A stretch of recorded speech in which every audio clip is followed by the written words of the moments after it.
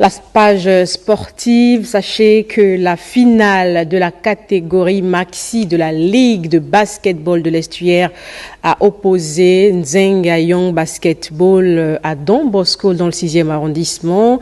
Le score final 77-74 en faveur de Nada. Alain Medzege nous fait le point. Un game intense pour un rendu palpitant. Nzenga Young Basketball en bleu n'a pas le droit à l'erreur sur ses installations face à Don Bosco Basketball en rouge. Premier quart-temps à l'avantage des rouges sur un score de 32-23. Au deuxième quart-temps, les bleus battent de l'aile avec un bon scoring et reviennent à 2 points des rouges, 48-50. Les 2 derniers quart-temps chauds bouillants ont scellé le sort de la rencontre malgré les attaques à l'anneau. C'est finalement Naba qui s'impose sur une marge de 77-74 au terme d'une finale qui a tenu toutes ses promesses. Nous venons d'assister à de très belles finales d'un niveau quand même assez particulier. Voilà, c'est l'occasion pour moi de féliciter ces entraîneurs-là qui prennent leur temps pour former les jeunes et nous permettre d'avoir une élite de demain plus performante que celle qu'on a déjà à ce jour. C'est un gros travail abattu avec ces jeunes, grâce à ces jeunes.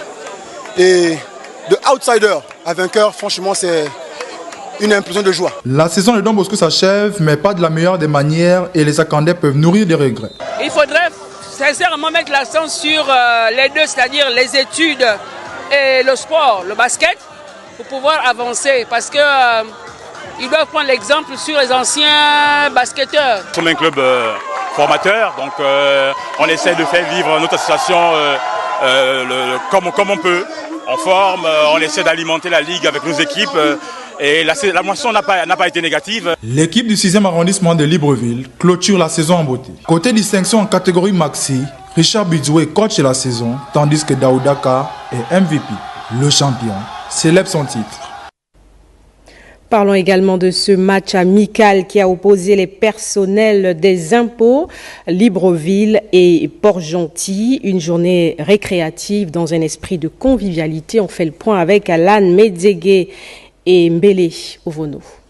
Coup d'envoi de la rencontre de football prestigieuse entre le personnel d'impôt de Libreville face à celui de Port-Gentil dans la province de l'Ogooué-Maritime. Des beaux gestes et l'évacuation du stress au rendez-vous, car c'est la direction des impôts qui gagne. Aujourd'hui, nous remercions le directeur général des impôts qui nous a permis donc à l'occasion de cette fin de saison de nous déplacer pour croiser nos collègues qui déjà l'an passé avaient fait ce déplacement sur Libreville pour notre fin de saison.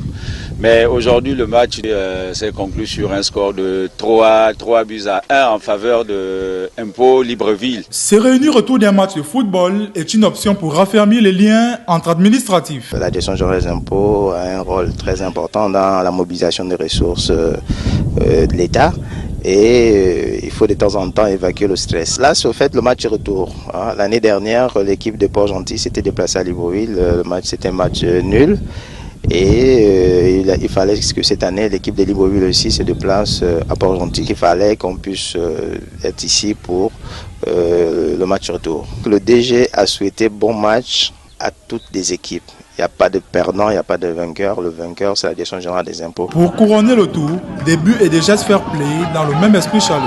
Le rendez-vous est pris pour l'année prochaine, mais cette fois-ci dans une autre province du Gabon. Et puis le petit marché de la ville des oiseaux à Mwanda a accueilli la semaine écoulée le championnat provincial de boxe anglaise de la Ligue du Haut-Ogooué. Organisé par le président provincial de cette discipline, la rencontre a vu la présence de la Ligue Sœur de l'Ogooué, Lolo, le déroulement de la compétition. Sinon, les temps forts avec Jacob Mukongi. À l'affiche de la soirée à l'esplanade du petit marché de Mwanda, il y avait 6 combats avec décision. 3 forfaits et 3 victoires par arrêt de l'arbitre ont été enregistrés.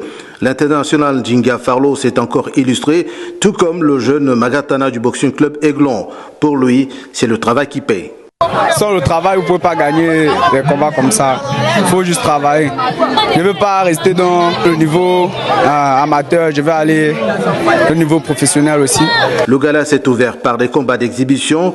Pour les dirigeants et encadreurs du noble art altogovéen, l'on se prépare pour le prochain championnat national. Ce n'est qu'avec le travail et les compétitions que les boxeurs peuvent être performants pour représenter le Haut-Ogooué. Vous avez vu le niveau. D'ici là, on pourra encore organiser des compétitions pour qu'ils soient au niveau parfait. Nous avons assisté à de très belles prestations de nos gars. C'est vrai qu'il y a des manquements, c'est vrai, mais à la longue, nous allons améliorer en fait que les gars puissent être encore meilleurs qu'aujourd'hui. Dans le cadre des échanges avec la ligue voisine de Logoué-Lolo, son président était invité à Mwanda, tout comme le 3e vice-président de la FEGA Box. Les boxeurs du Haut-Togo, vraiment, c'est des boxeurs chevronnés, que je peux dire qu'à tout moment, eux, au niveau du Haut-Togo, ils ont des championnats, parce qu'à tout moment, quand on arrive, on les trouve vraiment en jambes. Après la deuxième journée, nous avons vu à peu près la qualité des boxeurs que nous attendons pour le championnat national à venir. Et je crois que d'ici la troisième journée et la journée retour, on aura des bons pigilistes pour représenter le Haut-Togo et représenter le Gabon. Excepté SUCAF, tous les clubs du Haut-Togo ont aligné les boxeurs. Les éléments du Boxing Club Kouya de Logoué-Lolo sont également montés sur le ring.